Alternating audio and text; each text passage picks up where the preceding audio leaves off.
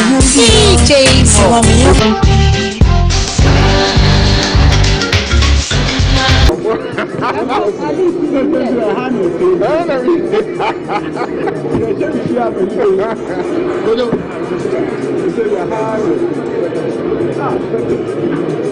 I never saw this coming. Nobody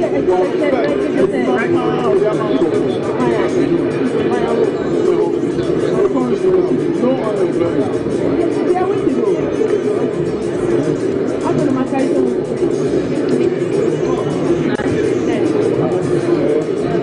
I don't think.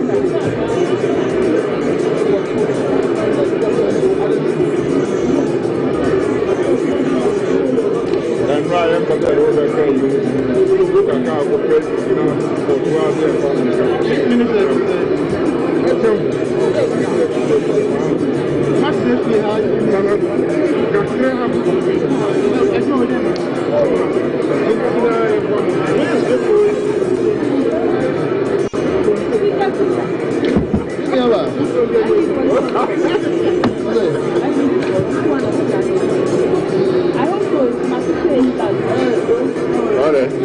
No, what they said, listen. Almost in the sound of the you're going to propose it. Campaign, hold on. Anything else? No, one thing you want to go. Yes, one thing you want to go.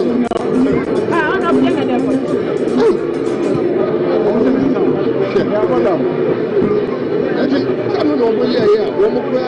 There will be a poem.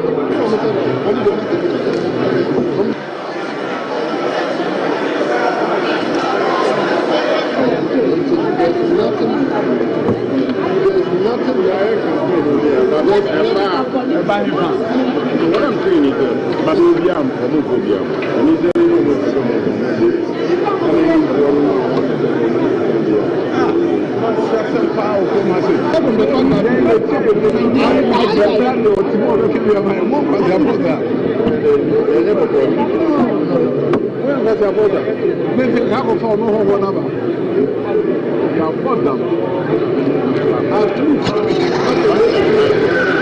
one day with your money and I come for Kaka. What meeting? When you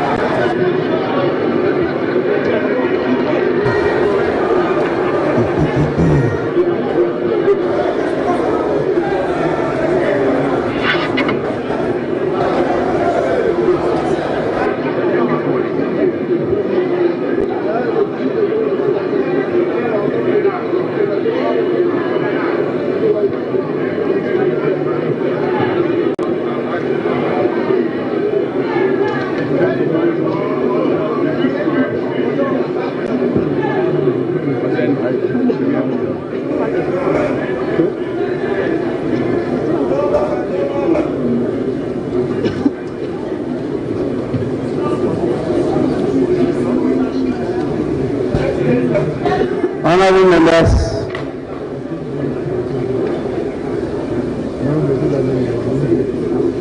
on your behalf, I want to warmly welcome His Excellency Nana Addo Dankwa Akufo-Addo, President of the Republic of Ghana,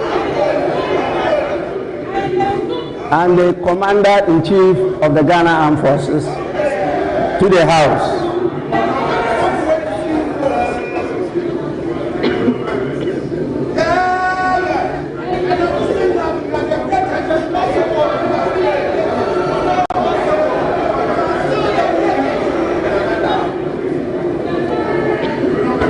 Before I invite him to perform a very important constitutional duty, kindly allow me to acknowledge the presence of the following people.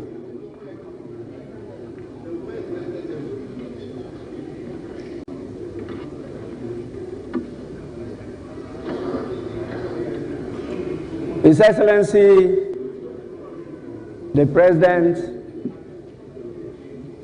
is ably supported in the performance of this duty by His Excellency the Vice President, His Excellency Mahmoudou Bawumia,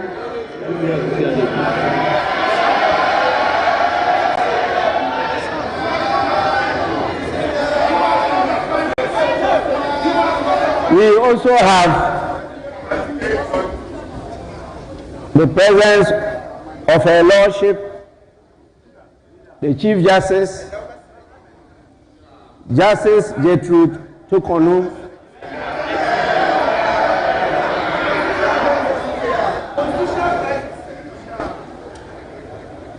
and for sure, we have the presence of the spouse of His Excellency the President, Her Excellency Rebecca Akufo-Addo.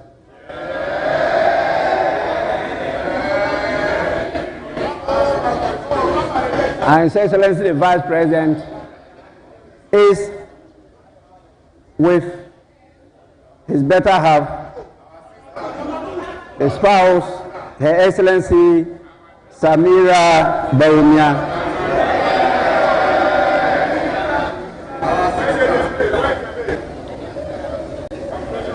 And I have with me my wife,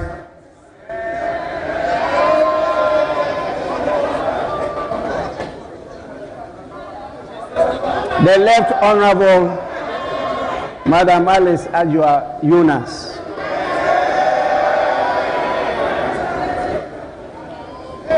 Her Excellency, our Ladyship, the Chief Justice, is accompanied by her spouse, Mr. Francis Tukunu.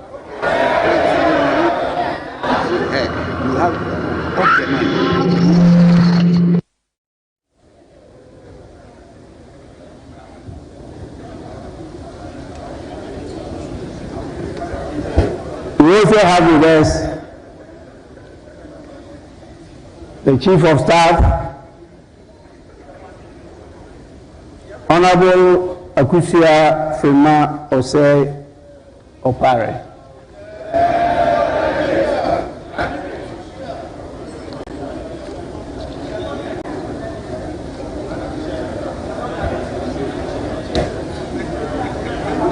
could not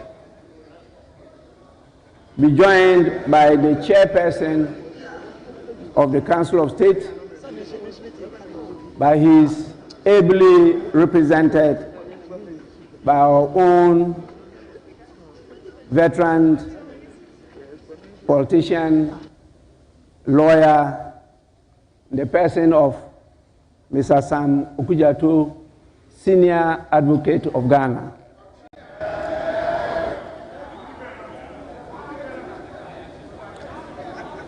We have with us the evergreen former president, His Excellency John Agyekum Kufuor.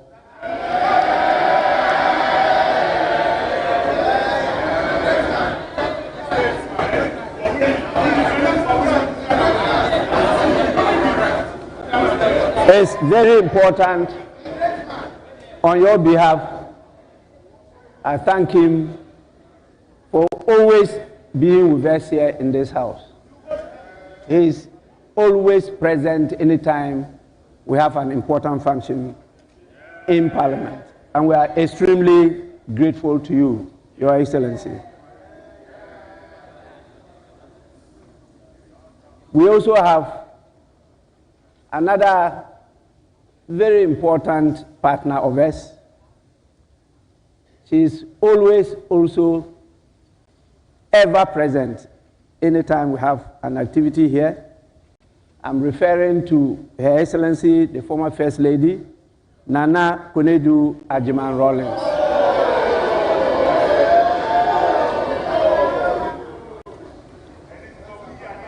And we have with us here almost all members of the diplomatic corps that are here with us, and definitely you can see them at the important visitors public gallery. The heads of the various security services are all here with us, and we have a number of chiefs and queen mothers present in this house. We are blessed with the presence of our religious leaders who actually keep us healthy by always praying for us and making sure that the blessings and favor of the Almighty God remains with us forever and ever. With this, I'll now proceed to invite His Excellency, the President of the Republic of Ghana, to deliver his message on the state of the nation. Your Excellency, you may do so now.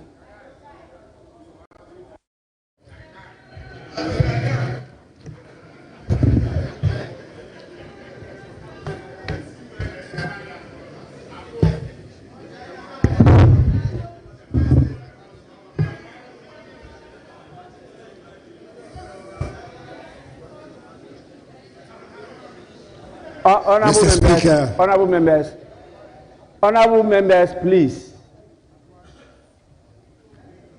This is a very important occasion, and you are in the house we refer to as August House, House of Honor and Dignity.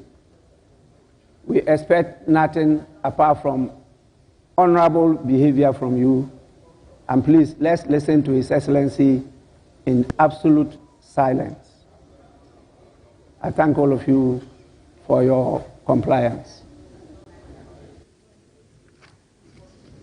Mr. Speaker, as my constitutionally mandated period as President of our country nears its very end, I come before this august House to perform my last official public duty. I'm grateful for the opportunity to give an accounting of my time in office, spell out the highlights of the state of our nation, and place on record the Ghana I'm handing over to my successor. In accordance with protocol and convention, it is good to see that my wife, First Lady Rebecca Akufo-Addo, Vice President Mahamudu Bawumia, Second Lady Samira Bawumia, the spouse of Mr. Speaker, Mrs. Alice Ajua Jonas Bagbin, Chief Justice Gertrude Tokunu and spouse, and Justices of the Supreme Court, the representative of the Chairperson, Mr. Sam Okujeto, and members of the Council of State, Chief of Staff at the Office of the President, the Honorable Akosua Fremont Oseo Parry, and officials of the Presidency, Secretary to the Cabinet, Ambassador Mercy Deborah Karakari, Chief of Defense Staff of the Armed Forces, Lieutenant General Thomas Opong Pipra, the Inspector General of Police, Dr. George Akufu Dampare, and the various service chiefs are all present.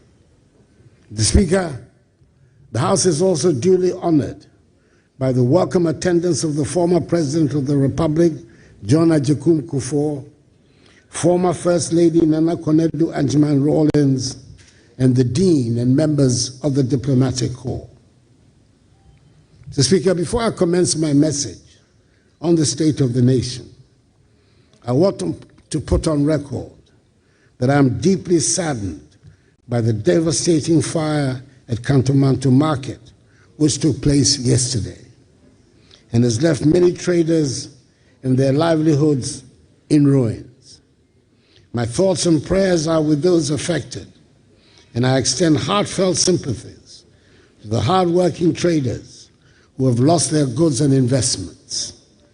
Government stands with you and will work with relevant agencies to ascertain the causes of the fire and to provide the needed support. As a nation, let us unite in compassion and solidarity to help those who have suffered losses. Together, we can extend a helping hand to our fellow Ghanaians in need during this challenging time. Mr. Speaker, it is important to state at the outset that serving the Ghanaian people as president has been the greatest honor of my life. It has been one of great challenges and even greater triumphs, one that has demanded every ounce of my energy, commitment, and love for our beloved country. My vision has always been to see a Ghana that is self-reliant, prosperous, and united, a beacon of hope, democracy, and opportunity in Africa and beyond. That vision remains undimmed, and I'm confident that the strides we have made together will propel Ghana to even greater heights. Mr. Speaker, the first responsibility of a government is the safety and security of the state and its people. I'm happy to report that our country's territorial integrity is intact and all our borders are secure. In a neighborhood of widespread instability, it is no longer an assumption that we can make that our land will be safe and secure. Ghana, by the grace of God, remains the only country in the neighborhood that has not fallen victim to terrorist violence. It has taken a lot of concerted effort, and dare I say a lot of money, to enable us to protect our country from the ravages of the variety of terrorist groups operating and destabilizing other countries in the neighborhood. I wish to pay great homage to the security services and their ministerial leaders for the work they do every day to keep us safe. Mr. Speaker, it gives me no great pleasure to state that an important and integral part of the fabric of our society and the hallmark of our traditions, chieftaincy, continues to be a source of insecurity and destabilization. Upon coming into office, we worked hard with considerable assistance from the Committee of Eminent Chiefs, Otumfuo Asantehene, the Nairi, and the Yabonwura, to bring finally a resolution to the conflict which had blighted the ancient kingdom of Gabon for many, many years. Bringing peace to Gabon remains one of the high watermarks of my time in office, and I had been so looking forward to counting it with pride as the top of the list in resolving chieftaincy disputes and conflicts. Unfortunately, the sad situation in Boko must necessarily dampen any enthusiasm about the resolution of chieftaincy problems elsewhere. It is a matter of great regret and distress to me personally that in spite of our best efforts, the Boko conflict remains unresolved. Boko is unhappily not the only area of chieftaincy conflict. In judging from the experience of other parts of the country, I will have to mark chieftaincy as a growing source of insecurity that will continue to require a lot of attention. It is clear that part of that process is the need to strengthen the capacities of the Ministry of Chieftaincy and Religious Affairs and the Peace Council, the two frontline institutions responsible for dealing with chieftaincy and other disputes. Mr. Speaker, in my inaugural speech at my swearing in my first term on 7th January 2017, and early on in that term, I made a public commitment to tackle galamsey, the phenomenon that had been ravaging our environment and destroying our lands and water bodies in the pursuit of mining our gold. I knew and was very much aware that fighting galamsey was not a universally popular position for a president to take, but I felt strongly enough about the need to protect our environment to say I was prepared to put my presidency on the line in the defense of our lands and water bodies. And indeed, Mr. Speaker, the fight against galamsey led directly to the loss by my party of several parliamentary seats in the 2020 elections, and to the makeup of this 8th Parliament, which affected the implementation of my policy agenda and impacted the second term of my presidency. I welcome the many loud converts to the fight against galamsey that suddenly appeared in the run-up to the 2024 elections. And I pray that more and more of us get to embrace the need for the protection of our lands and water bodies. As I have stated on numerous occasions, the fight against galamsey is not a fight against mining or the extraction of the gold the Almighty has so generously endowed us with. But we owe it to future generations of Ghanaians to extract our minerals in a manner that protects our lands and water bodies. I'm happy to be able to say that we have implemented some of the boldest and most progressive policies in the mining, forestry, and land sectors. As a result of these policies, we overtook South Africa as the leading producer of gold on the continent and have consistently increased gold production to reach an unprecedented 4 million ounces last year. Not only have we revamped dormant mines like the Obuasi and Bibiani mines, we have also worked to deliver the Cardinal Namdi mine, the first large-scale mine in northern Ghana, and the first greenfield gold mines in our country in more than a decade, with the ongoing construction of new mines in Ahafo by Newmont and Upper West by Azuma Resources.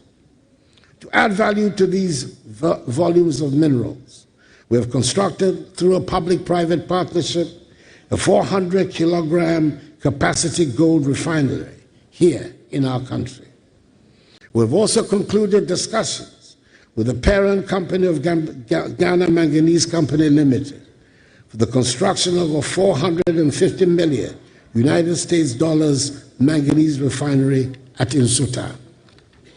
Moreover, the establishment of the Ghana Integrated Aluminum Development Corporation and the Ghana Integrated Iron and Steel Development Corporation has laid the groundwork for the industrialization of many of our natural resources.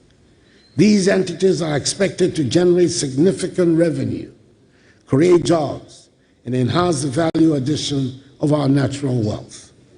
Each of these initiatives was guided by the vision to harness Ghana's wealth for the benefit of her people, ensuring a legacy of sustainable development for future generations. We continue to work to increase the forest estate of our country.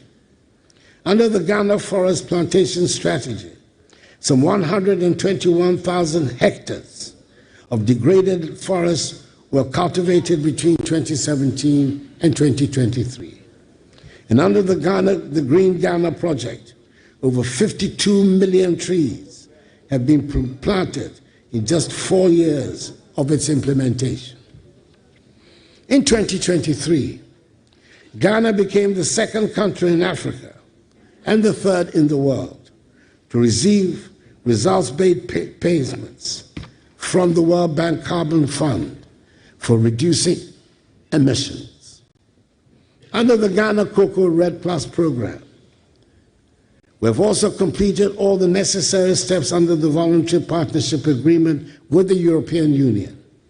And effective June this year, Ghana will become the first African country and the second globally to issue forest law enforcement, government, and trade licenses. Mr. Speaker, if arguments still rage over what there is to show for the fight against galamsey and the effects of irresponsible mining, there can be no such arguments about the introduction of the free SHS and free TVET programs. Another policy that did not have universal approval when I sought to introduce it on coming into office. However, I believe this is one of the rare occasions on which we can use the word transformational without any danger of abusing the word. We have transformed education, and there can never be a reversal, of the fact that some 5.7 million young people have gained access to secondary education who would otherwise not have had the opportunity but for free SHS and free TVET. Indeed, my administration has also prioritized technical and vocational education and training, TVET, establishing 34 new TVET institutions and upgrading 62 existing ones to equip our youth with 21st century skills.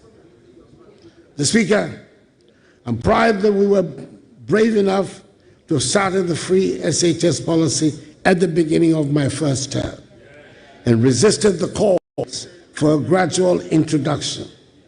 I'm glad that we've removed from the Ghanaian mindset the belief that secondary school education is only for people from certain households and families. From 2020, when the first cohort of free senior high school candidates sat for the WACC, Ghana has consistently recorded over 50% of candidates scoring A1 to C6 in all 4 core subjects.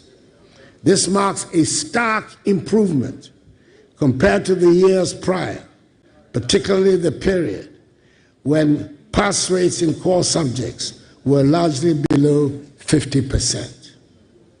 This year's results, the 2024 results, have maintained the laudable trend from 2020. Indeed, only 51.6% of candidates achieved A1 to C6 in English in 2016, compared to a much higher 69.52% in 2024. For integrated science, the pass rate improved from 48.35% in 2016 to 58.77% in 2024. Mathematics demonstrated the most dramatic progress, rising from a mere 33.12% pass rate in 2016 to an impressive 66.86% in 2024. Social studies followed a similar trend, improving from 54.55% in 2016 to 71.53% in 2024. Moreover, the 2023 WASSCE results stand out as the best in the history of the examination.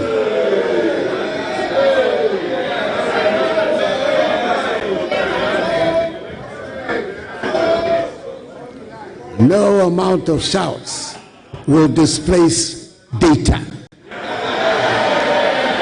It will not happen. The data is there.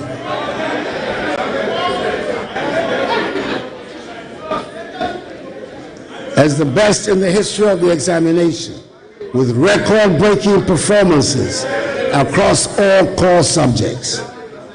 It is obvious then that our reforms have not only expanded access, but have also enhanced the quality of education. I am glad that we have elevated TVET and STEM to where they properly belong, and that they will no longer be seen as the option for those who cannot make the top grade. We have embarked on the development of 20 STEM centers and 10 model STEM senior high schools across the nation, and also constructed 186 new science laboratories nationwide. The other day, I commissioned the Accra STEM Academy, which is destined to play a key role in the future of STEM education in our country. These institutions are designed to provide hands-on learning experiences with cutting-edge facilities. From coding to robotics, our students are being prepared for the demands of the 21st century. It has not been without challenges, but the results are evident. I'm delighted with the infrastructure transformation that has taken place on our school and university campuses. This was displayed in a dramatic fashion a few weeks ago when the Ministry of Education staged the simultaneous commissioning of 80 new educational facilities across the nation. I do not suggest that we have finished what we set out to do, but we have certainly established what a kindergarten is supposed to be like. We've established what a primary school should be like. We've set standards for what constitutes a JHS. Science laboratories are now integral parts of junior and senior high schools, and computer tablets are available for all school children. Mr. Speaker, now we know and accept that a public school building can be painted in beautiful and attractive colors. Mr. Speaker, we have aimed to make the learning and teaching atmosphere a happy one for all school children and their teachers. We spend a lot of resources on education in the past 8 years, and I'm persuaded that it is money well spent, and the long-lasting benefits for our society will provide the justification for the expenditure. Mr. Speaker, it is impossible to make any meaningful accounting of my time in office without reference to the COVID pandemic. With the passage of time, it is easy to play down the extent of the catastrophe that brought our world to a thundering halt and brought wild animals to lounge on highways.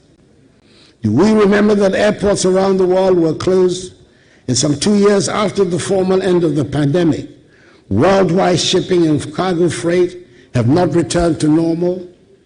Schools were closed around the world, and it took courage to reopen our schools. And there are parts of the world that have not yet made up for the closure of schools necessitated by the pandemic.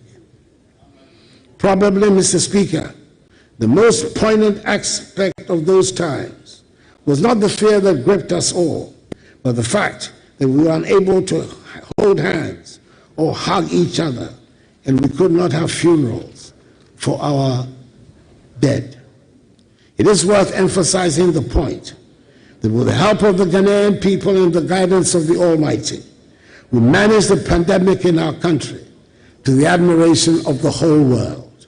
Indeed, during the COVID-19 pandemic, Ghana emerged as a leader in Africa, managing the crisis with a balanced approach that prioritized lives and livelihoods.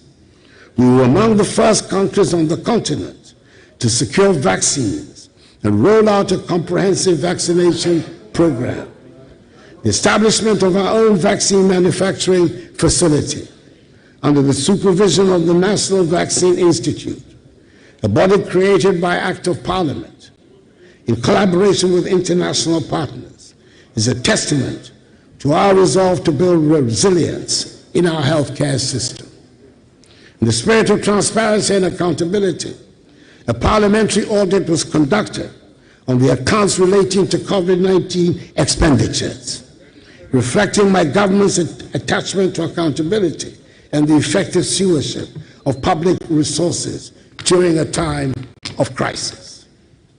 However, the consequences of the COVID-19 upheavals on all aspects of our lives have gone way beyond what anyone could have imagined, and we're still dealing with the effects on the economy. But let me first deal briefly with the effects on the health sector. This pandemic showed us some of the alarming shortcomings of our health delivery system, and we have strived to seek remedies to ensure that we're reasonably prepared to meet the next emergencies. The most important intervention is the Agenda 111 project we have embarked upon that aims to place a hospital in every district. Out of the 101 district hospitals and 2 psychiatric hospitals on the project list, there are 99 district and 2 psychiatric hospitals where contractors are deployed and work is in progress. I had hoped that construction would be completed on all of them, but that, alas, was not to be. I'm pleased to report that on December 5th, I had the utmost pleasure to commission 3 of the district hospitals. Progress of works on the other 98 active sites range from 5% for sites whose work commenced recently to 95% at other sites. I'm hoping that the incoming Mahama administration will ensure that the project is completed to put our health infrastructure on a sound footing. Furthermore, we launched the National Ambulance Services Revitalization Program, increasing the number of ambulances from 55 barely functioning ambulances to over 300, ensuring timely emergency response and saving countless lives. The strides in healthcare reflect our collective commitment to build a system that prioritizes the dignity, health, and well-being of every Ghanaian. Furthermore, we've revived the National Health Insurance Scheme, which at one point before I came into office appeared to be reverting to the days of cash and carry. The number of subscribers has risen from 10.6 million in 2016 to 17.9 million at the end of 2023. With the renewal of subscriptions being facilitated by a tap on the mobile phone, and the scope of the scheme being broadened to include treatment for sickle cell disease, kidney dialysis, and childhood cancers. Mr. Speaker, our economy took a bigger hit from the COVID-19 pandemic and ensuing consequences than had been anticipated. And in 2021 and 2022, we were in unaccustomed trouble. Our economy, which in my first term had been widely acknowledged to have performed creditably, marked by the longest period of single-digit inflation, 7% average GDP real growth rate, and strong external balances, was on its knees. The government's difficulties in parliament, with the slimmest of majorities, gave the impetus to the international rating agencies to trash us on their assumption that we would struggle to get financial policy measures passed through the legislature.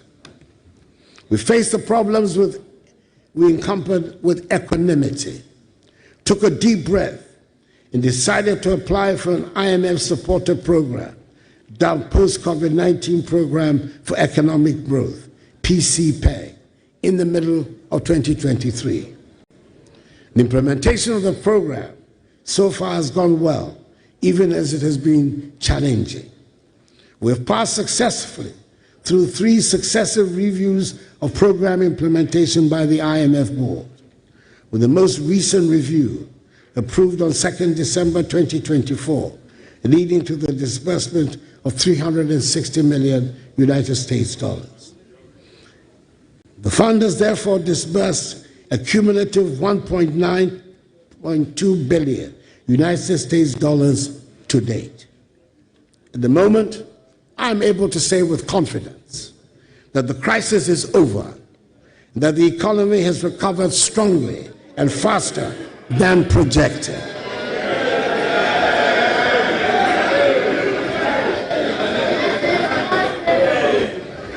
In order for me to be able to make this assertion, I must make reference to the debt restructuring exercise. It affected many bondholders and was one of the most challenging decisions my administration had to undertake.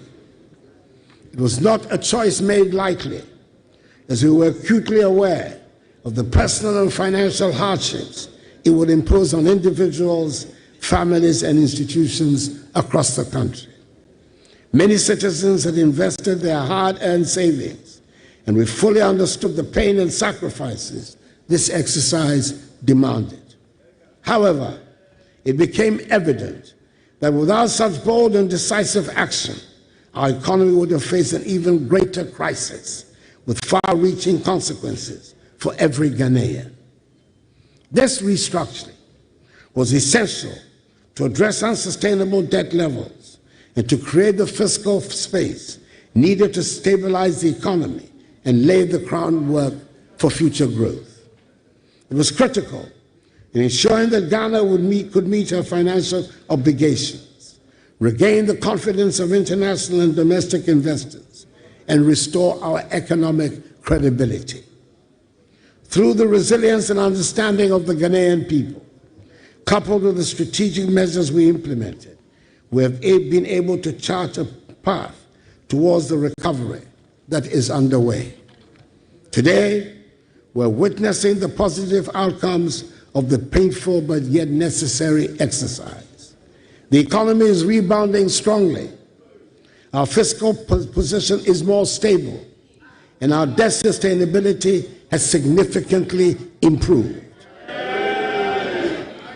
These developments have provided a solid foundation for sustained growth and development, ensuring that the sacrifices made by bondholders and other stakeholders will not be in vain, but rather the basis of Ghana's economic revival.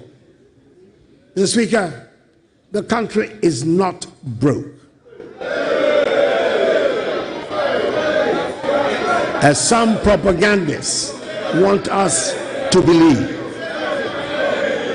We're handing over the country with gross international reserves of almost $8 billion United States dollars.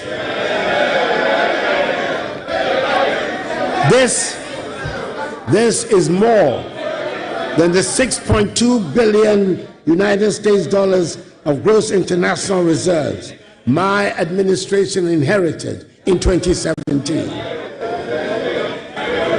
Economic growth.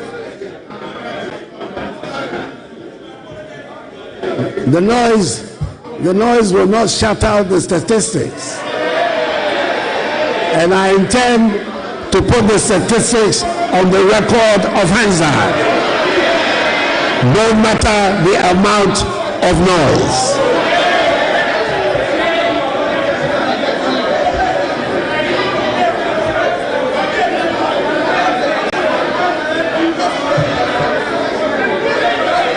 Speaker,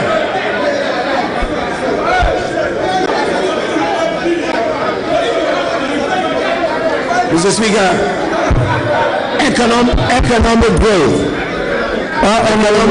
Honorable members, the level of interruption is high. Please, honorable members,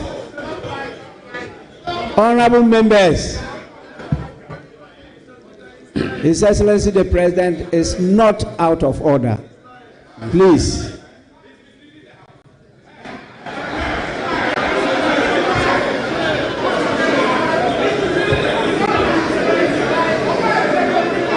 Honorable members, your statistics might be different from his, but that doesn't mean he's misleading the House. He is in order. Please, Your Excellency, continue. Mr. Speaker, the statistics cannot be different. There's only one set of statistics that there is.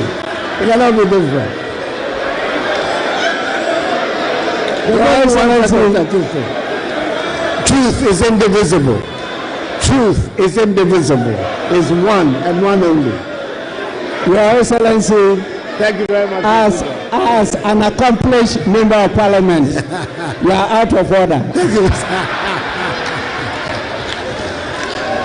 Mr. Speaker, economic growth has also returned to the pre-COVID trajectory with an impressive growth rate, rising from 4.8% in the first quarter of 2024, 7% in the second quarter, and 7.2% in the third quarter.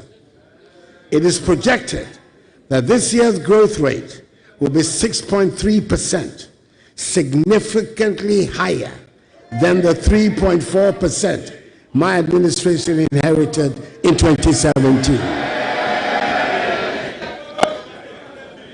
The growth of the economy is further reflected in the growth of private sector credit. Private sector credit in nominal terms grew by 28.87% in October 2024, compared to the negative 7.5% growth recorded in the same comparative period of 2023. In real terms, growth in credit to the private sector improved to 5.5%, compared to a contraction of 31.6% recorded in October 2023.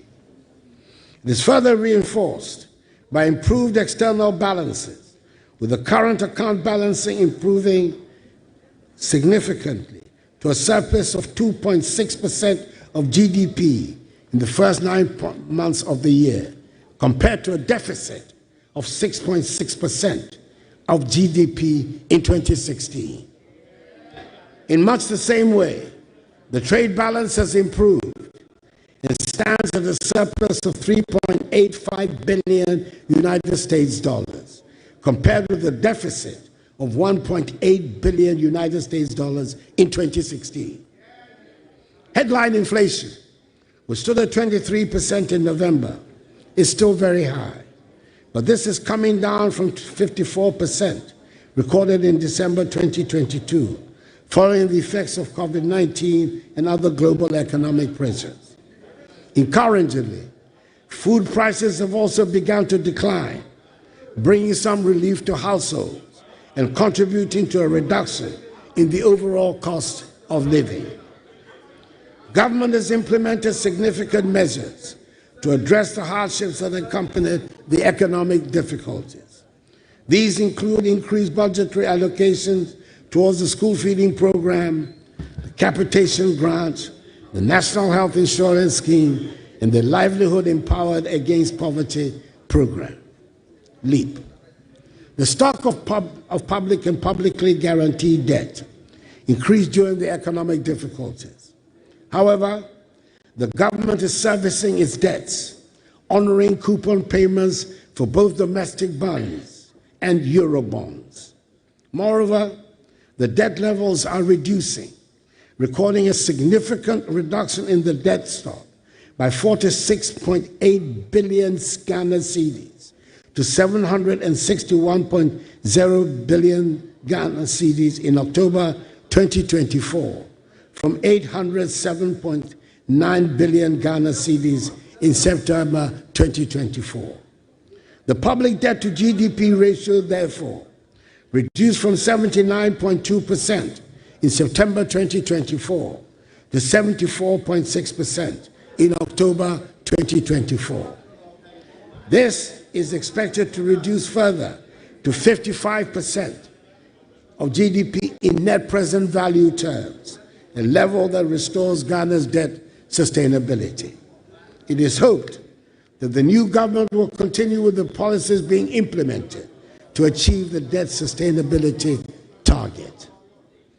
I'm happy to inform the House that today, 3rd January 2025, my government will honor coupon payments to our Eurobond holders amounting to $346 million United States dollars. We cannot afford to default on our debt repayments. That's advice that I want to give to the incoming finance minister. These achievements demonstrate our firm commitment to the policies, structural reforms, and program objectives and targets under the program.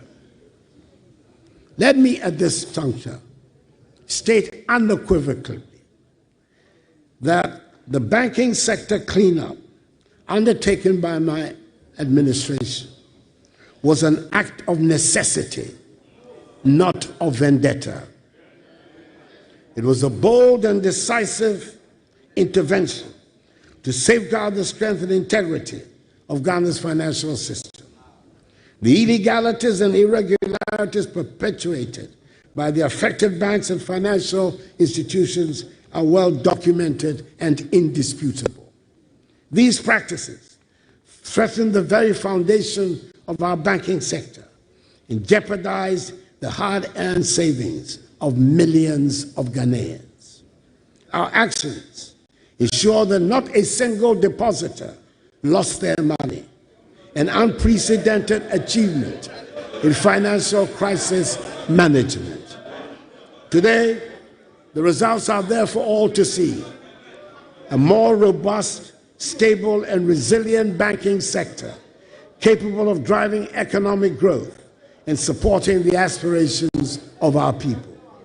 It was a necessary decision to restore public confidence and secure the future of Ghana's financial sector. Mr. Speaker, my government recognized at the very outset that the fight against corruption required more than rhetoric. It demanded systemic, sustained, and strategic action. To this end, my government initiated a holistic program of legislative, administrative, financial, and technological reforms. Indeed, one of my most satisfactory moments as president was when we established the Office of the Special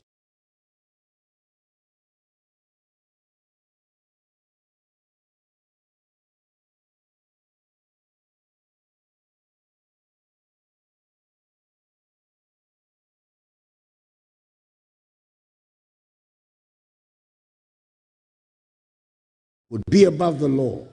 Its creation was initially met with considerable skepticism in some quarters, but I believe now that there is general consensus that has been an important contributor to our anti-corruption efforts.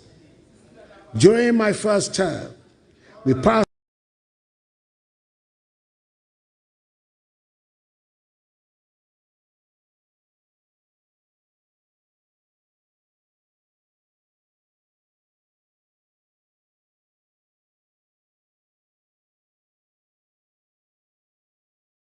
misdemeanor to a felony with harsher penalties of 12 to 25 years of imprisonment.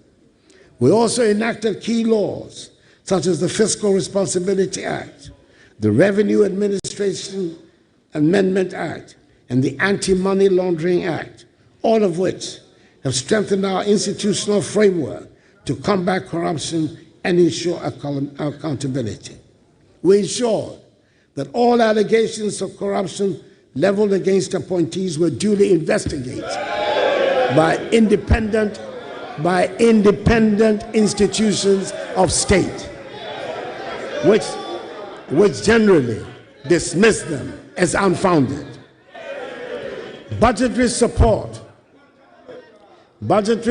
for accountability institutions has also witnessed unprecedented increases.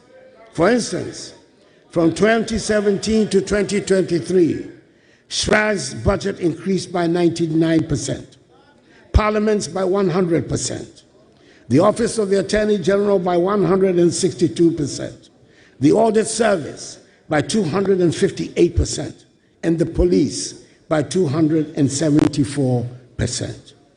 These investments reflect my administration's commitment to empowering these institutions to discharge their mandates effectively, which means that the tools needed to exact accountability from all public office holders, including those of my own government, have been considerably sharpened. The application of these tools, whilst respecting as it should due process and the rule of law, however, should pose no problem, no fears for any honest public office holder. I remember the early days of these reforms when skepticism abounded. People asked, will this really make a difference? Today, the numbers speak for themselves. The Auditor General's report for 2023 showed a reduction of 5.2 billion cedis in financial irregularities, a 32% drop from the previous year. You're not listening to me.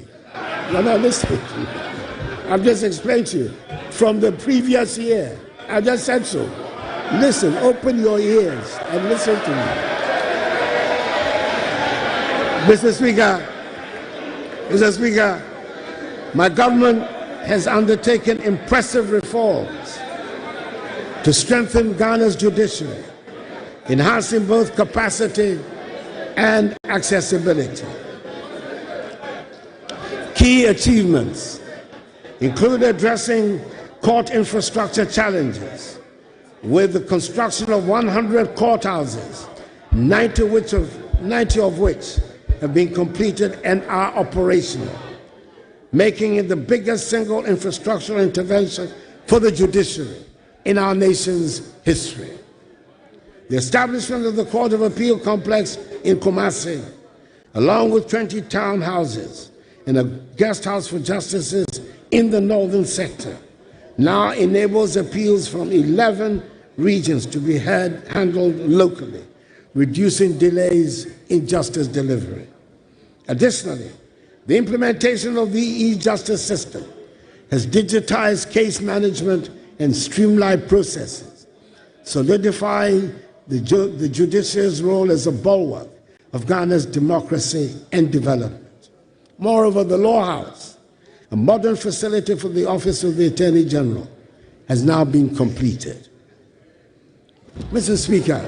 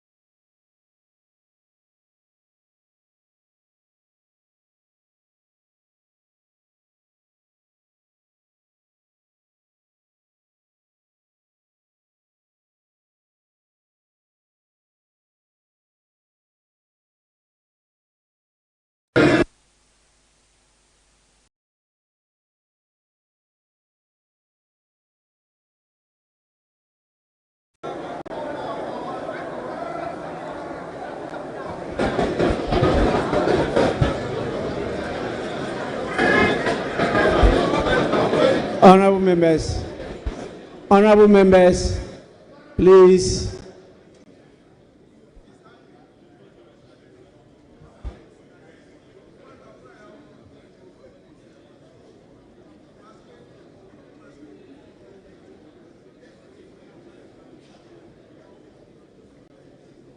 Let's have some order and let's continue with the business. Your Excellency, you may do so now. Thank you very much, Mr. Speaker. Apologize for that. Mr. Speaker, as I was saying, infrastructure development has been a cornerstone of this administration. The construction and rehabilitation of over 12,000 kilometers of roads have improved connectivity and reduced travel time. These projects have not only facilitated trade, but also enhanced access to essential services. It is fitting, therefore, to acknowledge that this administration has constructed more roads and interchanges than any other in our nation's history. In the Greater Accra region alone, we have completed the Pokwase Interchange, Tema Motorway Interchange Phase 1, Obechebi-Lamte Interchange Phase 1, the East Legon Underpass, and recently, the Flower Pot Interchange. Beyond Accra, we have also delivered the first ever interchanges in the Eastern region at Sohum and in the Northern region at Tamale. Each of these projects tells a story of commitment, foresight, and a Ghana that is continuously moving forward. There are 14 additional interchanges currently underway across Ghana, each at different stages of completion. In Greater Accra, we're building interchanges at Obechebi-Lamte Interchange Phase 2, Nungwa, Ajingrano, Bone Barrier, Pram Pram, Dawenya, Savannah, and Tema Motorway Phase 2. In the Ashanti region, ongoing projects include the Swami Interchange Phase 1, Anumanje, Makro, Magazine New Road, Ebusuakura and Abrepo, as well as the PTC interchange in Takoradi in the Western region. These projects represent the scale of our ambition, a commitment to excellence and growth that knows no limits. Mr. Speaker, in aviation, we have expanded airports, including the construction of the Yakubu Tali International Airport in Tamale, the Prempeh I International Airport in Kumasi, the rehabilitation of the Sunyani Airport in Sunyani, and the completion of the Ho Airport in Ho. These projects position Ghana as a hub for regional air travel. Mr. Speaker, over the past 7 years, we have revitalized Ghana's railway sector, undertaking key projects to modernize and expand the network. Notable achievements including the rehabilitation of the 66-kilometer narrow-gauge Western Line from Kujukrum to Takwa, the construction of a 22-kilometer standard-gauge line between Kujukrum and Manso, and securing funding to extend the Western Line from Manso to Huni Valley, connecting to the port of Takrady. Additionally, a 6-kilometer standard-gauge line in Kumasi is underway, and the Tema-Mpakadan line has been completed. Progress of the Ghana-Burkina Faso Railway project further underscores efforts to enhance regional trade and integration. Mr. Speaker, we have made some good strides in improving the housing sector. Over the period, we built 1,070 affordable houses and broke ground for an additional 800 in the Greater Accra region. We've also established the National Home Ownership Fund, which is delivering 534 homes in Tema Community 22. We delivered the 1,000 homes to the security services and are delivering 600 homes for public servants through the Bungalow Redevelopment Program. Mr. Speaker, the transport sector has also seen the deployment of electric buses in major cities, reducing carbon emissions and aligning with our climate change commitments. These advancements signal Ghana's commitment to building a sustainable transport infrastructure for the future. Behind every completed road and bridge is the story of lives transformed, farmers reaching markets, students accessing schools, and families connected. Mr. Speaker, my government has prioritized the modernization of Ghana's maritime infrastructure, with the Takrady Harbour standing as a shining example of this commitment. The port has been transformed into a world-class facility, enhancing its capacity to meet the demands of modern trade and of the oil and gas industry. In November 2024, I commissioned the state-of-the-art oil and gas services terminal, a $100 million investment, which serves as a hub for oil field operators, logistics service providers, and other key players in the energy sector. Additionally, I launched a dry bulk terminal and the Atlantic Services Container Terminal, diversifying the port's capabilities and solidifying its role as a critical player in regional and international commerce. We've also begun the processes for the construction of another modern port at Kita. These efforts are positioning Ghana as a leading logistics and shipping hub in Africa, creating jobs, boosting investor confidence, and ensuring sustainable economic growth for our nation.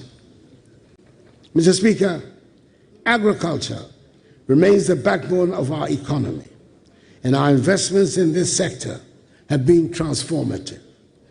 Through the distribution of over 2.7 million bags of fertilizers and improved seedlings, we have increased crop yields and enhanced food security. For example, maize production increased by 110%, rice by 48%, and soybean by 150% between 2017 and 2023. The establishment of 140 agricultural mechanization centers and the rehabilitation of irrigation schemes have modernized farming practices and reduced dependence on rain-fed agriculture. The establishment of warehouse facilities under the One District, One House initiative has also helped reduce post-harvest losses by 30%. The net effect of these policies is that our agricultural GDP growth rate rose significantly from 2.7% in 2016 to an average of 5.7% in 2023. Our cocoa sector has also witnessed remarkable improvements, with productivity increasing from an average of 450 kilograms per hectare to 800 kilograms per hectare, making Ghana a leader in sustainable cocoa production. The living income differential policy a policy agreed to by President Alassane Ouattara of Côte d'Ivoire and myself, under the aegis of the Strategic Partnership Agreement between our two countries, which is a fixed premium of $400 United States dollars per ton, added to the selling price of cocoa beans, irrespective of fluctuations in market prices, ensure that our hard-working cocoa farmers receive a fairer share of the global value chain, indeed receiving the highest prices in the history of the cocoa industry in Ghana. We were told by the minority leader on the campaign trail and in the presence of the now president-elect that my successor will increase the price per bag of cocoa from the current 3,100 cedis to 6,000 cedis. Our farmers will be very happy when this pledge is realized.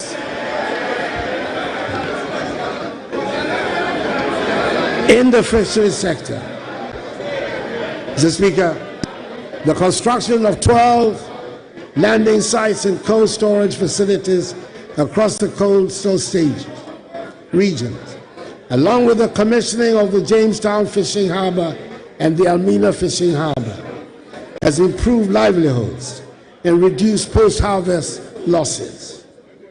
These interventions have significantly boosted the incomes of our fisher folk and contributed to the sustainability of our marine resources. We have also enforced measures to combat illegal, unreported, and unregulated fishing, protecting our marine biodiversity for future generations, and proving the doubting Thomas wrong about our commitment to transforming the fisheries industry. Mr. Speaker, Ghana has made significant progress in expanding electricity access, with the electricity access rate increased to 88.85%, up from the 79.3% I inherited. In renewable energy, completed projects such as a 4-megawatt floating solar PV at Bui and a 15-megawatt solar PV at Kaleo, together with a 100-megawatt solar PV under construction at Bui and a mini-grid electrification program in Ada East, have advanced efforts to reach the 10% renewable energy target by 2030.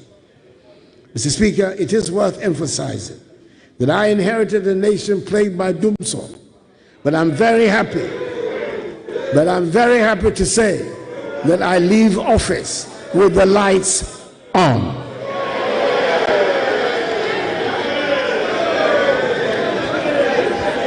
This achievement did not come without its challenges. When my administration assumed office, we inherited an energy sector legacy debt of $2.5 billion United States dollars. The Energy Sector Recovery Program, developed by government and the World Bank, projected that this debt would balloon to a staggering $12.5 billion United States dollars within 5 years if no decisive actions were taken. We knew that such a scenario would cripple the sector, undermine investor confidence, and plunge the nation back into darkness. Mr. Speaker, we got to work immediately. Through tough negotiations with independent power producers, prudent financial management, and targeted interventions, we've been able to stabilize the sector while keeping the lights on. I'm pleased to report that we've kept the energy sector legacy debt to $2.5 billion, the same level we inherited, and have averted the $12.5 billion debt scenario, despite the rising costs of energy production and the global economic challenges that have unfolded during my tenure. The energy sector has been truly transformed, and I'm leaving office confident that the foundations we have laid will serve this nation well for generations to come. Mr. Speaker, one of the most notable milestones of my administration has been the creation of 6 new regions: Western North, Ahafo, Bono East, Oti, Northeast, and Savannah. This historic achievement responded to decades of passionate advocacy by local communities for a governance structure that brings development closer to the people. Today, these regions stand as evidence of our commitment to equitable development, with enhanced access to public services, infrastructure, and economic opportunities for millions of Ghanaians. Additionally, my administration championed a bold vision for local governance by advocating for the election of Metropolitan Municipal and District Chief Executives, MMDCEs. Though the process was unfortunately aborted, I remain hopeful that in the not-too-distant future, this vision will become a reality. Such a reform would deepen democratic accountability and empower citizens to shape their local governance directly, ensuring that Ghana's democracy continues to grow stronger and more inclusive. Mr. Speaker, the youth are the heartbeat of our nation, and we have implemented programs to empower them. From the National Youth Authority reforms to sports infrastructure development, we've ensured that young Ghanaians have the tools and opportunities to thrive. The construction of some 150 AstroTurf pitches across the country and the rehabilitation of existing stadia have boosted Ghana's standing as a hub for international sports, including hosting successfully, despite all odds, the 2023 All-Africa Games. Creating an entrepreneurial climate has been a cornerstone of my administration's vision for empowering Ghana's youth. From the establishment of the National Entrepreneurship and Innovation Programs, NEIP, in 2017, with a $10 million United States dollar seed fund, to the transformative Greenhouse Estate Project and Entrepreneurship and Innovation Center in 2020. We have supported 15,000 startups, trained 250,000 young entrepreneurs, and created over 100,000 jobs.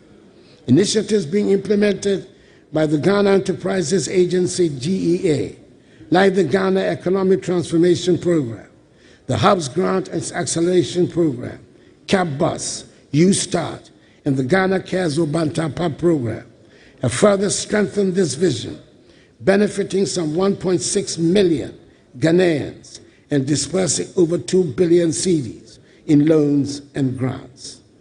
These efforts have sparked innovation, created jobs, and laid the foundation for a thriving entrepreneurial ecosystem, leaving a legacy of opportunity and growth. Mr. Speaker, in tourism, the Year of Return in 2019 and Beyond the Return initiatives attracted over 1.5 million visitors. These campaigns not only boosted our economy, but also strengthened ties with the African diaspora, positioning Ghana as a premier destination for cultural heritage and investment. The establishment of ecotourism sites and cultural heritage projects has further diversified our tourism offerings, attracting global attention. One of the significant undertakings in this sector has been the renovation of the Kwame Nkrumah Mausoleum. This celebrated site, dedicated to the memory of our first president, Kwame Nkrumah, has been transformed into a world-class facility that honors his legacy and attracts visitors from around the globe. The renovations include modernized exhibits, improved infrastructure, and enhanced visitor experiences, ensuring that the mausoleum remains a symbol of Ghana's rich history and a source of inspiration for generations to come. As visitors walk through the mausoleum, they are reminded of the sacrifices and vision that built the foundations of our nation. The Nationalism Park, which I recently commissioned, and which commemorates other important personalities in our independence struggle, like Nii Kwabena Boni, Usuala Tamanche, and the legendary 3 ex-servicemen of the 1948 Christiansborg Crossroads shooting fame, Sergeant Ajete, Corporal Atipo, and Private Odate Lample, has also been added to this development, as will be the proposed Heroes Park, whose sod I cut recently, and whose purpose will be to celebrate the legendary Big Six of UGCC fame and other great figures of our path to freedom. Mr. Speaker, our security forces have been equipped with modern tools and training to safeguard the nation.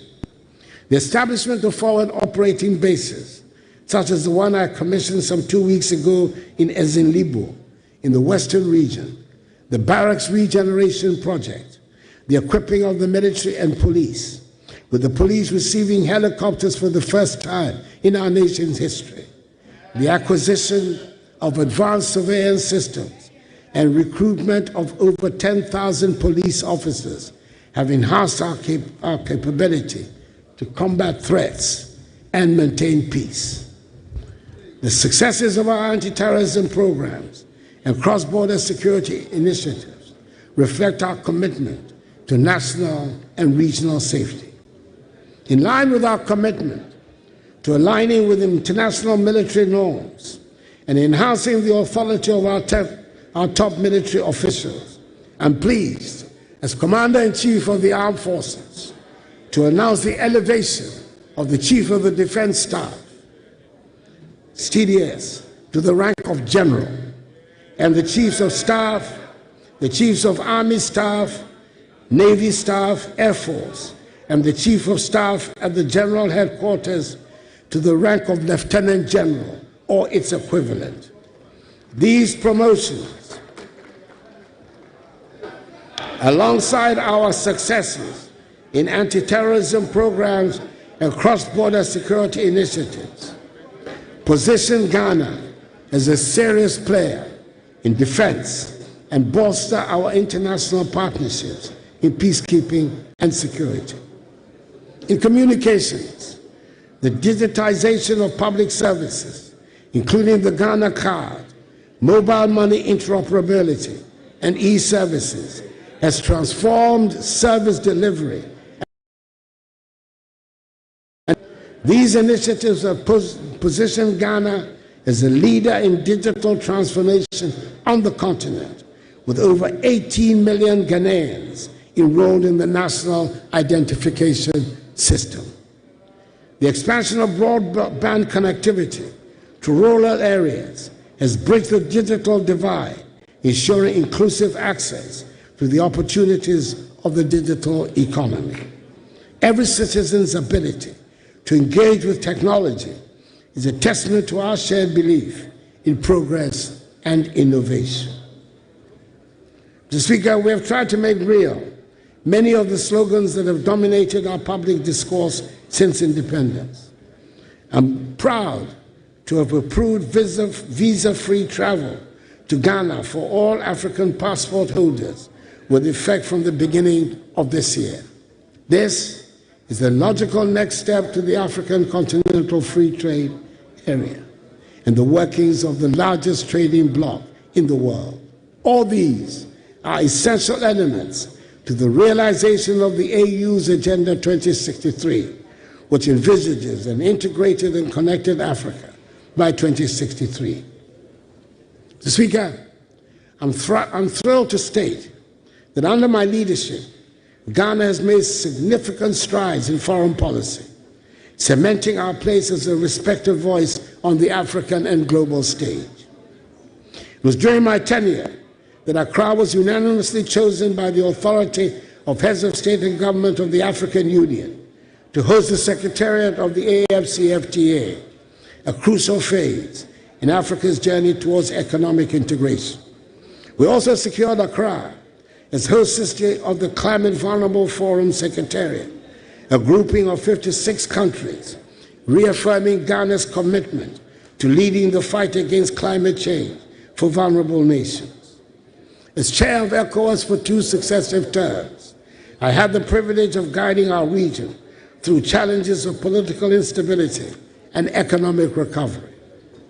Furthermore, Ghana secured a non-permanent seat on the United Nations Security Council for 2 years, allowing us to contribute meaningfully to global peace and security at a time of unparalleled changes.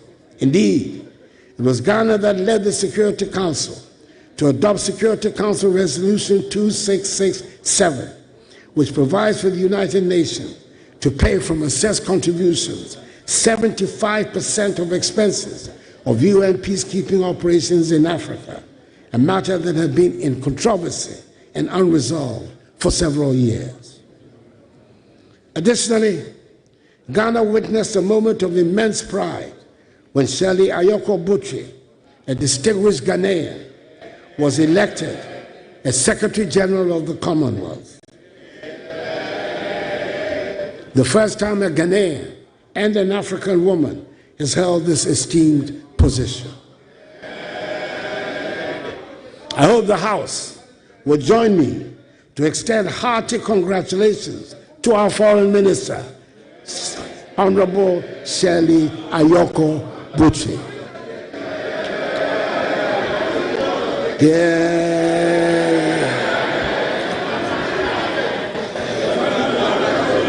It is a prestigious position, and I'm sure she'll be a successful Secretary General and bring honor to Ghana. Another feather in the cap of Ghana's recent foreign policy has been the attainment this year of full membership of l'Organisation Internationale de la Francophonie, OIF, of which we have been an associate member for some 18 years.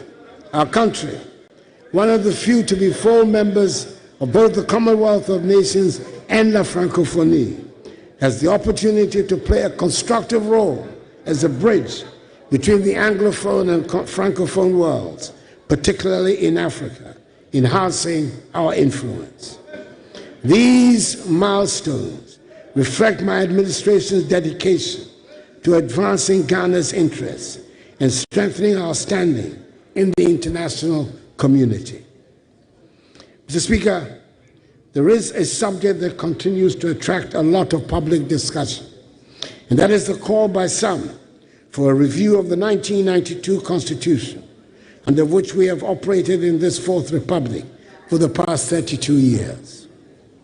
Mr. Speaker, there is no perfect constitution anywhere in the world, and with all its shortcomings, I would say that this constitution has served us well.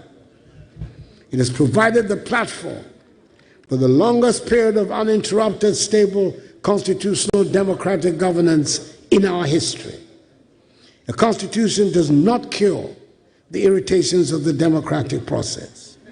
There's no constitution that will satisfy the desires of those who do not believe in the democratic process.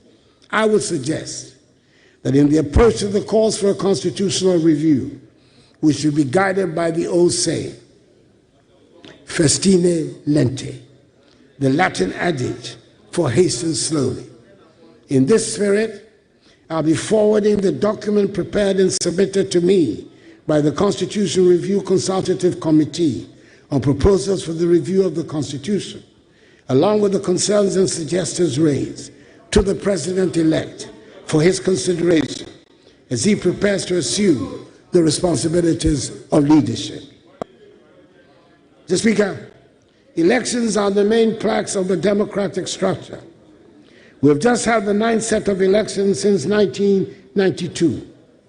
The losing presidential candidate called the winner to congratulate him and made a public concession 14 hours after the close of polls, which it is widely agreed were conducted in a competent, free, and fair manner. I doubt there are many such examples anywhere in the world.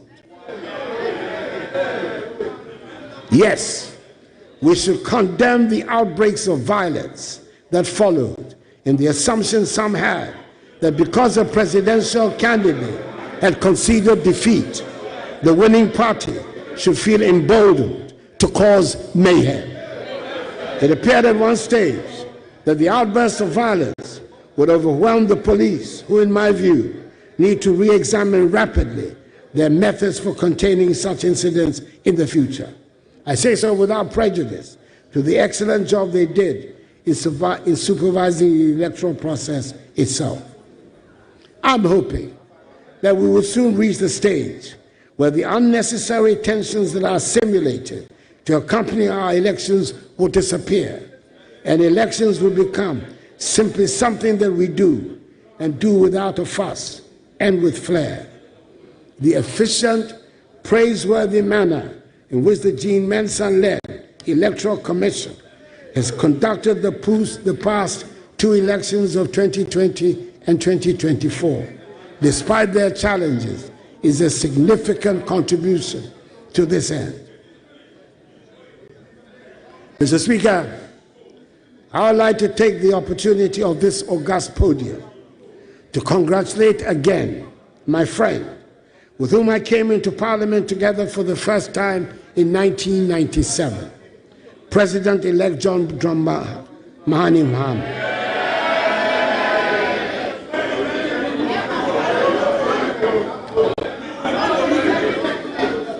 On his historic comeback victory of 7th December 2022. Assure him of my support and that of all well-meaning Ghanaians, and wish him well in his second term as President of the Republic. And I take the opportunity also to congratulate Dr. Jane Nana Opoku-Agyeman, the Vice President-elect, the first woman to occupy that status in our history. Mr. Speaker, you and I have made history of a kind these past 4 years, and I must acknowledge the role you played in keeping steady the ship of state and the governance structures of our country.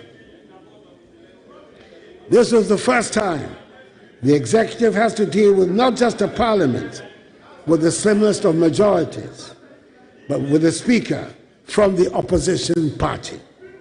Mr. Speaker, we found a way to accommodate each other, and the government functioned successfully. I thank you. Mr. Speaker, I would like to take this opportunity also to express my gratitude to the Council of State, under the chairmanship of its highly respected traditional ruler, Nana Otuo-Siribour II Dramani, for the great help it has given me in helping to steer the ship of state to a successful end. Nana and the members of the Council, I thank you very much for your invaluable counsel. Mr. Speaker, as I prepare to leave office on 7th January 2025, I do so with immense gratitude for the trust and confidence the people of Ghana has placed in me over the last 8 years. It has been the highest privilege of my life to serve as president of this great nation. I have done so with an unwavering commitment, boundless energy, and a deep love for Ghana, always guided by the belief that our nation's best years lie ahead.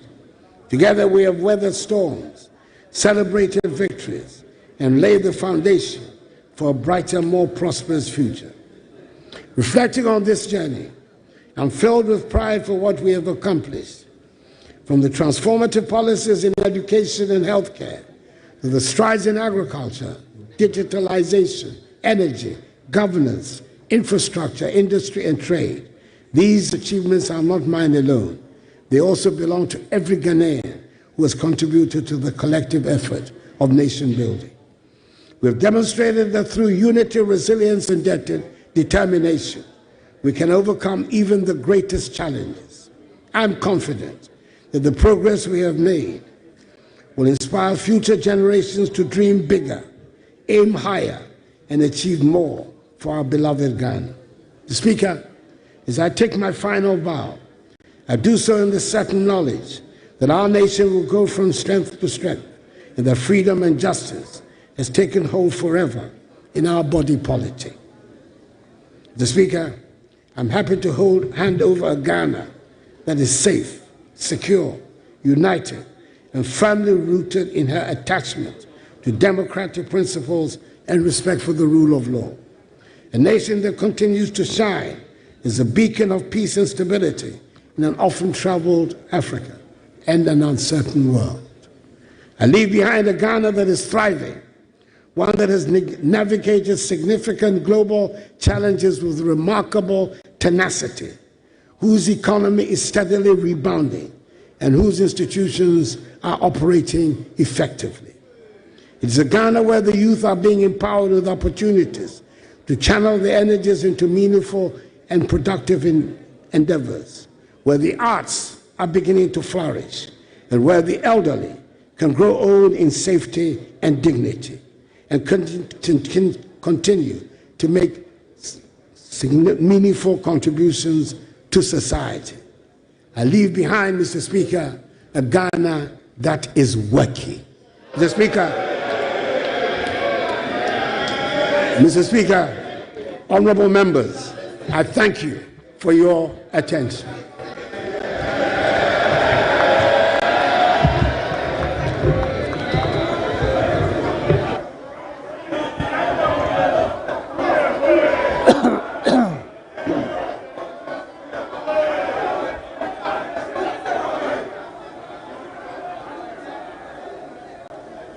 I acknowledge you in my speech.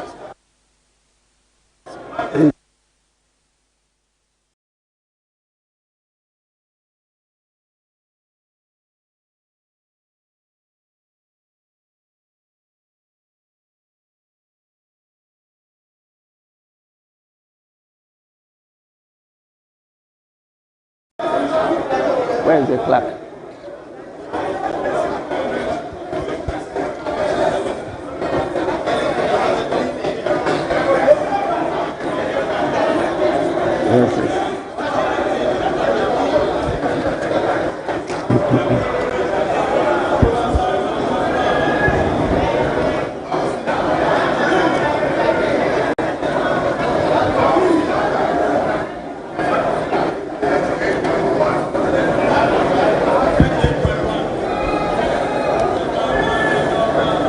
Honorable members,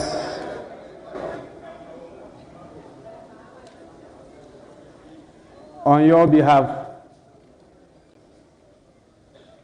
I will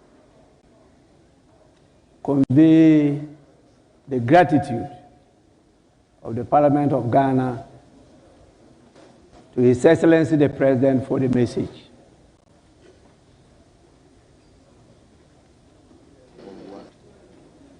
The House has heard him.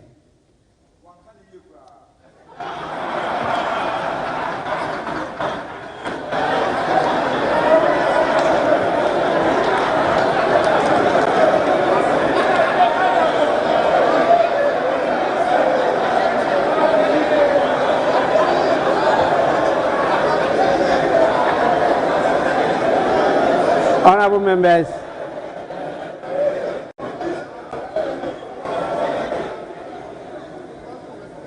that was just a paraphrase. It wasn't a quote.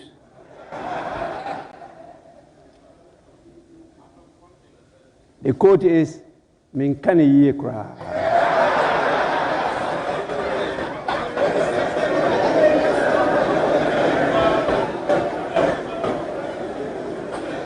I thank His Excellency the President for setting the tone for, I believe, a very, very important national discourse as the state of the nation.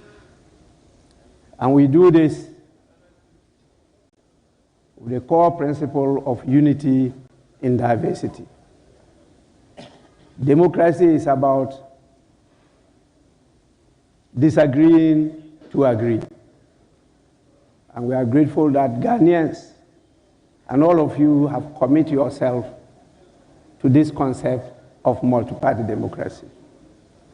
I will, on your behalf, invite the leaders of the House to have a say I have enjoyed this opportunity for many years, and I won't be the one to deny my colleagues the same opportunity. So we will start by listening to the minority front bench.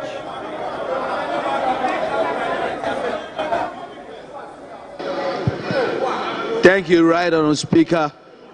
Your Honourable Speaker, I'm grateful for the opportunity to thank His Excellency the President for the message on the state of the nation that he has just delivered. Mr. Speaker, I need to remind you that the people of Ghana have already given their verdict on the true state of the nation. And that verdict was very, very clear. Economic hardship, huge debt overhang, high youth unemployment, hopelessness, and more. And you are thanking him for this. We have come to the end of the road for what has been undoubtedly the worst government under the Fourth Republic. Right Honourable Speaker, this abysmal record was confirmed on December 7th when the people of Ghana returned the most overwhelming and emphatic vote of rejection of any government ever witnessed under the Fourth Republic. Mr. President, you will be remembered as the first president who was cushioned by the IMF when you began, and you are still being cushioned at the end of your term. Mr. President, you left something very important in your account. You left out an account of your promise to God to build him a cathedral. But Mr. President, Mr. President, I will leave that for you, between you and your God. Mr. President, let me remind His Excellency, Right Honourable Speaker, that his tenure in office will remain a timely reminder of how not to govern the country. But let me also be quick to assure the good people of Ghana that hope is on its way. And President John Dramani Mahama and the NDC, we can once again glean a brighter future from the throes of despair. Together we will work hard to lift ourselves from this historic low and reclaim our place, our glory as the Black Star of Africa once again. Fellow Ghanaians, we are comforted and strengthened by the following words of Scripture. And I'm quoting Exodus chapter 14, verse 13. And I quote, "And Moses said unto the people, Fear you not, stand still, and see the salvation of the Lord, which he will show you today. For the Egyptians whom you have seen today, you shall see them no more." Bye-bye, Mr. President. It is finished. With that, Mr. Speaker, I thank you very much.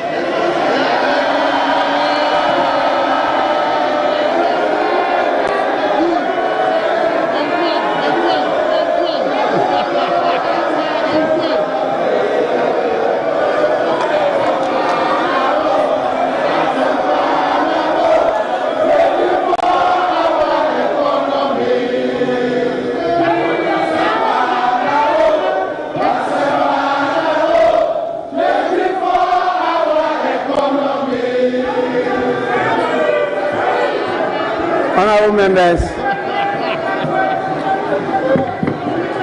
honourable members, honourable members, I have taken note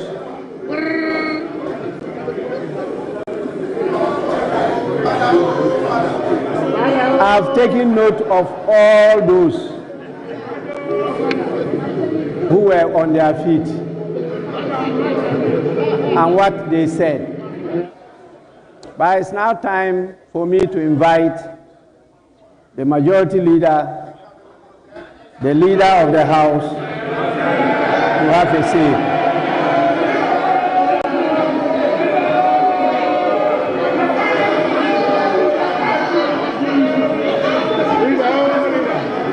Mr. Speaker,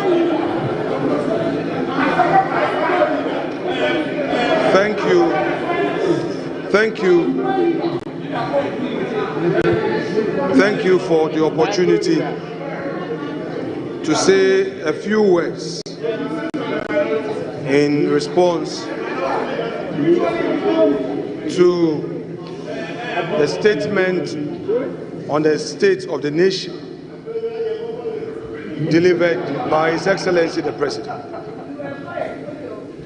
Mr. Speaker, this is the man who, 1997, entered the Chamber of Parliament during the second Parliament of this Republic. He inspired the youth of this country through his advocacy. Hansa testifies of his great work in the chamber of this House. Then, as students, we sat at the gallery to observe and to take inspiration from him. Mr. Speaker, through resilience, through firmness of conviction, he tried over and over again and made it to the presidency. Mr. Speaker, today he has fulfilled a constitutional obligation to boldly deliver for Hansa his records in office for the 8 years. Mr. Speaker, it may be that for some political expedience, we may not appreciate what he has done for this country. But, Mr. Speaker, history, in its fair judgment, will state that there came an Akufo-Addo whose record in the educational sector of our country was unmatched and unequaled. Mr. Speaker, this is a man who is never afraid of challenges that confront him. Honorable members, please, silence. Let's listen to the majority leader, please. Mr. Speaker, he has given us data, which data tells us the record he came to meet and the record he's leaving us with. Mr. Speaker, the Agenda 111, a very ambitious policy to revive our health sector and to provide for the needs, the health needs of the many vulnerable communities, Mr. Speaker, which is also unmatched, is there for all of us to see. Mr. Speaker, above all, this president and his government have demonstrated that they have what it takes to keep our country safe all around us. And by virtue of my being a member of the ECOWAS Parliament, I am able to say on authority the challenges our West African neighbors face in terms of security. This country is safe and secure, and it is a haven for many West Africans who would want to invest in our country. This is a country we must be proud of. Mr. President, your country is proud of you. Democracy has experienced its best under your leadership. Today, we are being told that there's a new hope. That's no problem. It is supposed to be so.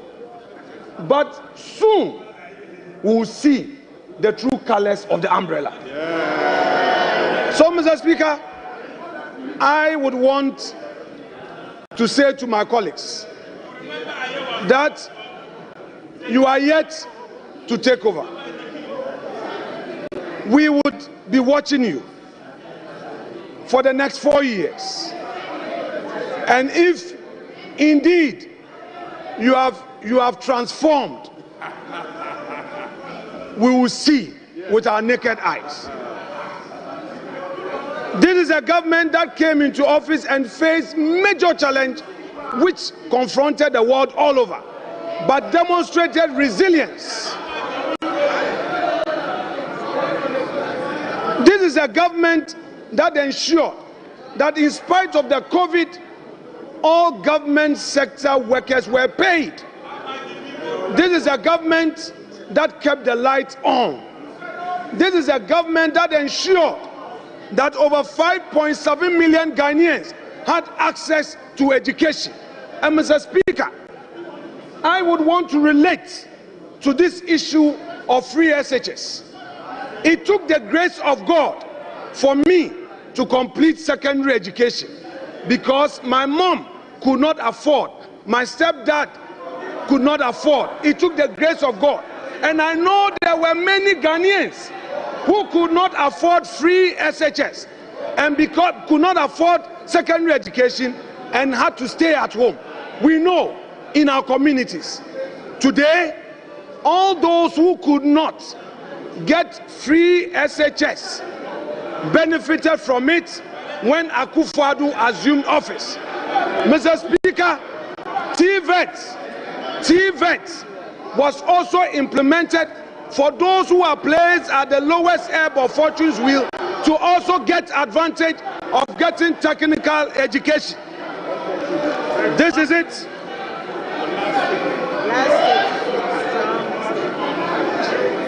This is the record that Nana Addo Dankwa Akufo-Addo is leaving us with.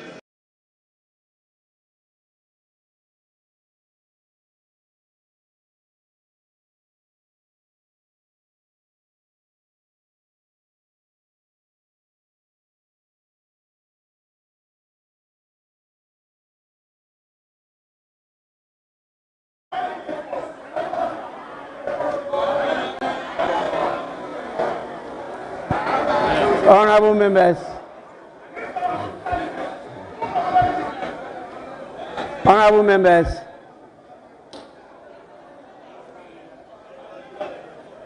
honorable members, please, let's be guided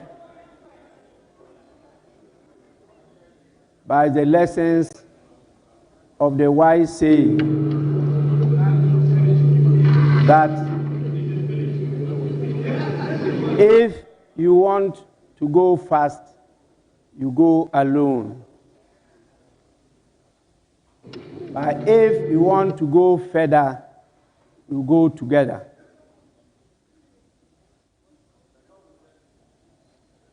I'm sure, as honorable representatives of your people, you understand the full import of this wise saying.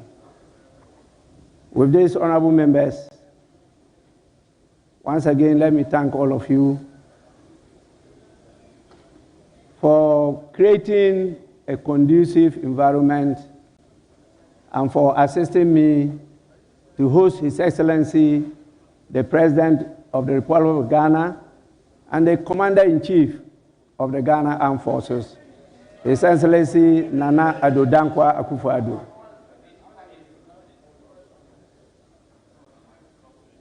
We will now proceed to do what is expected of us, and that is to adjourn the sitting for today. Honorable members, The House stands adjourned till tomorrow. You don't want to come to work?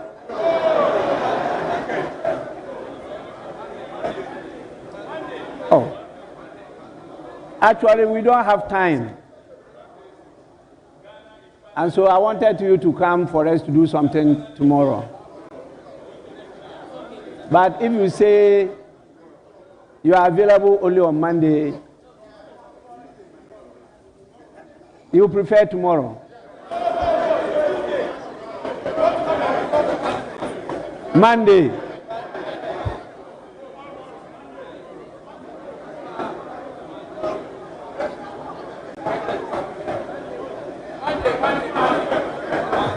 Honorable members, I get the sense of the House and will accordingly adjourn to Monday at 10 in the forenoon.